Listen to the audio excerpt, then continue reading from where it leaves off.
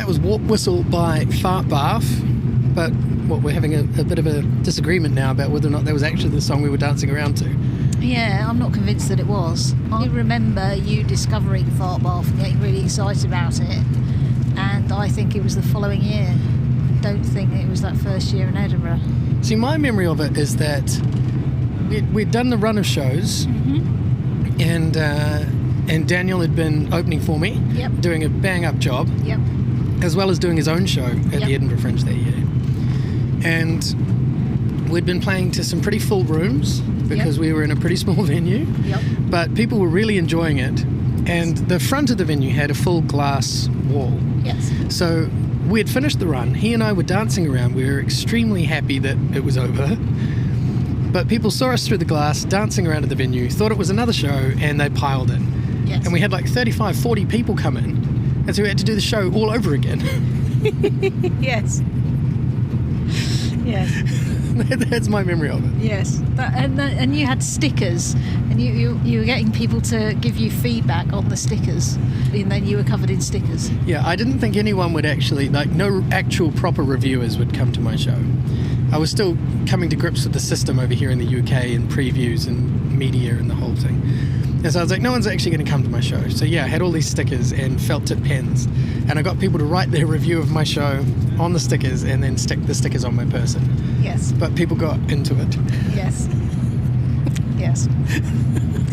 So there are photos of me absolutely covered in stickers, but some great reviews. Yeah. No, it was a good gimmick. And you were selling badges that you'd had printed with you in your gimp suit. Well, selling that's generous. I was giving a lot of them away.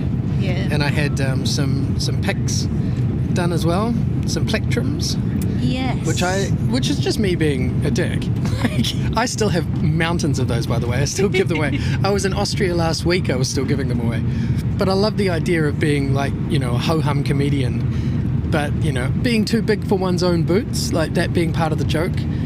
So, who is this crappy comedian and why do they have so much merchandise? And because I was doing musical comedy, I loved the idea of being really rock star about it and having my own plectrums that I could flick into the crowd. Who does that? The following year, there was that girl that was on a hen party and you sent her a jumper, didn't you? A sweater that you had printed with your face on. Yeah, that's probably got pride of place somewhere in her loft. Or it's in a charity shop in Birmingham. I would be so happy to walk into a charity shop in Leeds and see some of my own merchandise on the shelf. I would just be so happy. So we got to know each other through my performing comedy and your showing up and just not going home. Yes. But then we ended up getting... my arm in a sling. You always got your arm in a sling. You got your arm in a sling right now. Yeah, well, yes, but the in-between years, my arm has not been in a sling. My leg has been in plaster. Yeah, which is a big part of how we got to know each other much better. Yeah. Because I went to your house to dog sit. Is that right? Yes. Yeah. I'd been on a trip to New Zealand. Yep. I was moving between flats. Yep. But while you were in Greece... Yeah, while I was in Greece, I slipped getting out of a taxi and I was sober, because that's always the first thing when people ask. It was raining and they have marble footpaths, which the combination of which is not very good. So I slipped and my knee went into the edge of the curb and I shattered my kneecap. And how many pieces? About 7. So you ended up stuck in Greece. I did. And at vast personal expense, I got medevaced home. Well, that's not really the whole story, is it? No, it took ages. It took absolutely ages. It was weeks. Yeah. And I was at your house that entire time, looking after your dogs, while you were in what sounded like a MASH hospital. Yeah, MASH would have been an upgrade from the public hospitals in Greece. I think they had curtains in MASH. They didn't in Greece. They also had a guy who was desperate to give me a catheter, and I wasn't having any of that either. I came home on British Airways with my leg in full plaster. My toes were out, but it went from the ball of my foot right up to my crotch.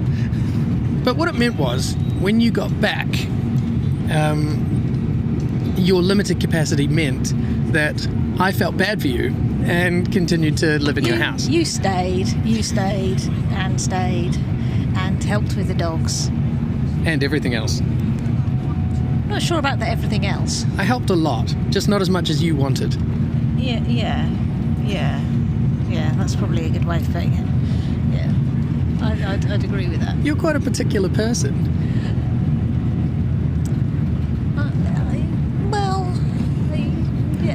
Not particularly. Well, I don't know. I mean, I have a basic level of hygiene. Let's put it that way.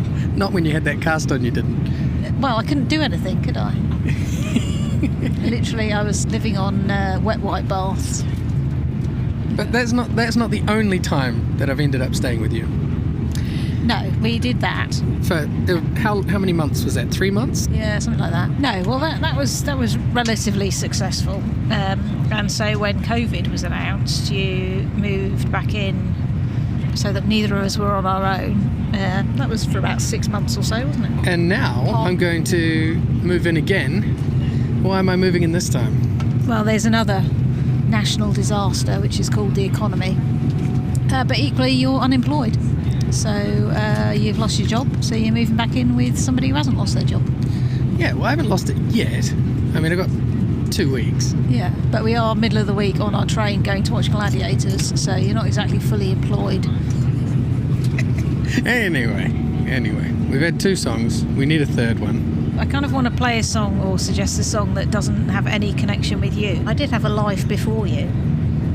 I'm trying to think of the earliest song I remember. My parents were really into ABBA, so I do think I should have one of the lesser known ABBA tracks, if there is such a thing. The one that I really liked when I was little was a song called Angel Eyes.